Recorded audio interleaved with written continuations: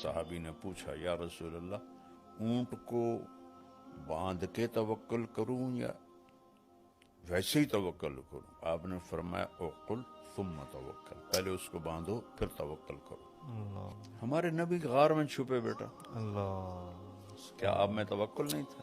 سبحان اللہ 3 دن سخت گرمی، ستمبر کے مہینے، 27 سفر کی رات، 28 سفر کی رات، 29 سفر کی رات، اور 1 ربیع الاول کو آپ وہاں سے نکلے، اور سارا راستہ تبدیل کیا۔ ایک کافر رہبر تھا عبداللہ بن اریقط، حضرت ابوبکر صدیق کا دوست تھا، بعد میں اس کا کوئی تذکرہ نہیں ملتا کہ وہ ایمان لایا یا نہیں لایا، اس کو رہبر بنا کے آپ